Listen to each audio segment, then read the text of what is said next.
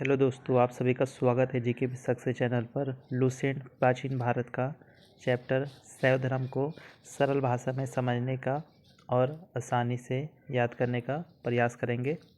तो शुरुआत करते हैं हम लोग शैव धर्म। ठीक है, तो भगवान शिव की पूजा करने वाले को शैव एवं शिव से संबंधित धर्म को शैव धर्म कहा गया है। ठीक है, तो जो लोग भगवान शिव की पूजा करते हैं उन्हें शैव कहते हैं, और शिव से जो संबंधित धर्म है उसको शैव धर्म कहा गया है।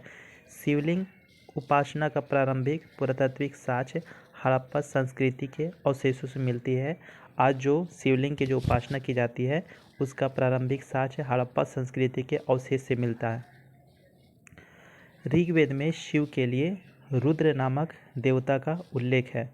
ठीक है, वहीं अथर्ववेद में शिव को भव, सर्व, पशुपति और भूपति कहा गया है। तो ऋग्वेद में शिव के लिए कौन सा शब्द का प्रयोग किया गया है? रुद्र का। वहीं अथर्ववेद में भव, सर्व, पशुपति और भूपति शब्द का प्रयोग किया गया है। लिंग पूजा का पहला स्पष्ट वर्णन मत्स्य पुराण में मिलता है, और महाभारत के अनुशासन पर्व से भी लिंग पूजा का वर्णन मिलता है। तो लिंग पूजा की बात करें तो इसका पहला स्पष्ट वर्णन मत्स्य पुराण में मिलता है। वहीं महाभारत के अनुशासन पर्व से भी लिंग पूजा का वर्णन मिलता है। रुद्र के पत्नी के रूप में पार्वती का नाम तैत्तिरीय आरण्यक में मिलता है। मतलब रुद्र की पत्नी पार्वती थी, इसके बारे में तैत्तिरीय आरण्यक में उल्लेख मिलता है। कुछ संप्रदाय और उसके संस्थापक आजीवक संप्रदाय के संस्थापक मखलीपुत्र गोशाल थे। घोर अक्रियावादी के संस्थापक पूरन कश्यप, यदृच्छावाद संप्रदाय के संस्थापक आचार्य अजित, भौतिकवादी संप्रदाय के संस्थापक पकुत कचान और अनिश्चयवादी संजय विट्ठल पुत्र थे। शिव के पत्नी के सौम्य रूप हैं पद्मा, पार्वती, उमा, गौरी और भैरवी। ये सभी शिव के पत्नी के सौम्य रूप हैं। वामन पुराण में शैव धर्म की संख्या 4 बताई गई है। ठीक है, शैव जो संप्रदाय है, ठीक है, शैव संप्रदाय की संख्या 4 बताई गई है वामन पुराण में। पहला पशुपत, कपालिक, कालामुख और लिंगायत। पहले पशुपत संप्रदाय की बात करते हैं तो शैवों का सर्वाधिक प्राचीन संप्रदाय है। ठीक है, इसके संस्थापक लकुलिस थे, जिन्हें भगवान शिव का 18 अवतारों में से एक माना जाता है। तो एक पशुपत संप्रदाय है। ठीक है, इसके संस्थापक लकुलिस थे और ये शैवों का सर्वाधिक प्राचीन संप्रदाय माना जाता है। पशुपत संप्रदाय के अनुयायियों को पंचार्थिक कहा गया है। इस मत का प्रमुख सैद्धांतिक ग्रंथ पाशुपत सूत्र है। श्रीकर पंडित एक विख्यात पाशुपत आचार्य हैं। तो पाशुपत धर्म के आचार्य बोलेगा तो श्रीकर पंडित जो है एक पाशुपत आचार्य थे। अगला है कपालिक संप्रदाय। तो इसके इष्ट देव भैरव थे।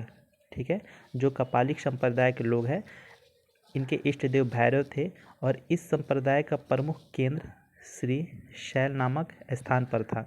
तो कपालिक संप्रदाय में 2 ही चीज़ है, इनके इष्ट देव भैरव थे और इस संप्रदाय का प्रमुख केंद्र श्री शैल नामक स्थान पर था।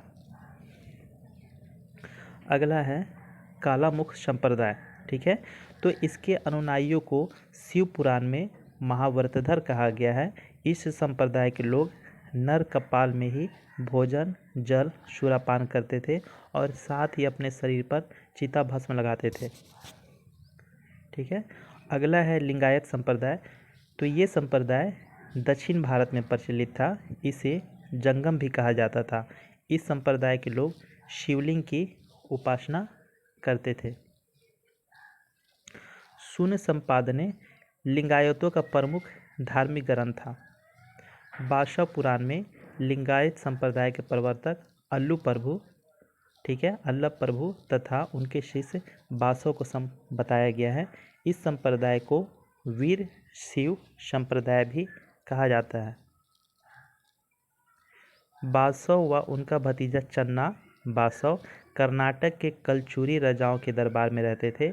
जैनों के साथ कठिन संघर्ष के उपरांत उन्होंने अपने मत की स्थापना की थी। उन्होंने जाति प्रथा का कड़ा विरोध किया और उपवास, प्रीतिभोज, तीर्थ यात्रा एवं बलि प्रथा को अस्वीकार किया। बाल विवाह का विरोध किया और विधवा विवाह की अनुमति दी।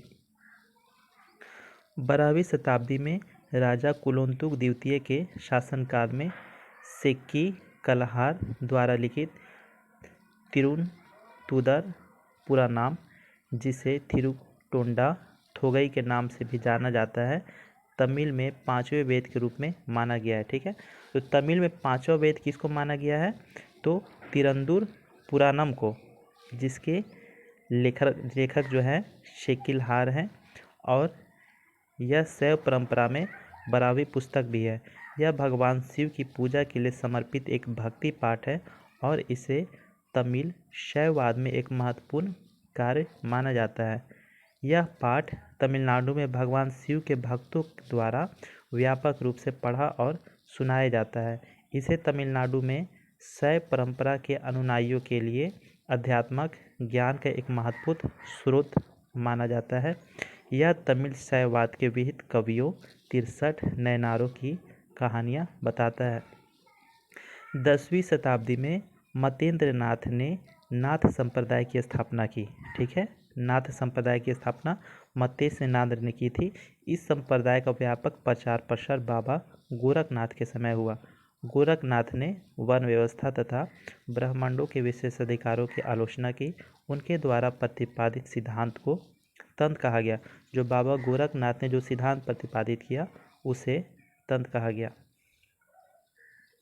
इसकी सदस्यता बिना जाति भेद सबके लिए खुली थी। दक्षिण भारत में शैव धर्म चालुक्य, राष्ट्रकूट, पल्लव और चोल के समय लोकप्रिय था। ठीक है, पल्लव काल में शैव धर्म का प्रचार प्रसार नयनारों के द्वारा किया गया। नयनार संतों की संख्या 63 बताई गई है। टोटल 63 नयनार संत थे, जिनमें अप्पार, तिरुगन, शंबंदर एवं सुंदरमूर्ति आदि का नाम भी उल्लेख है।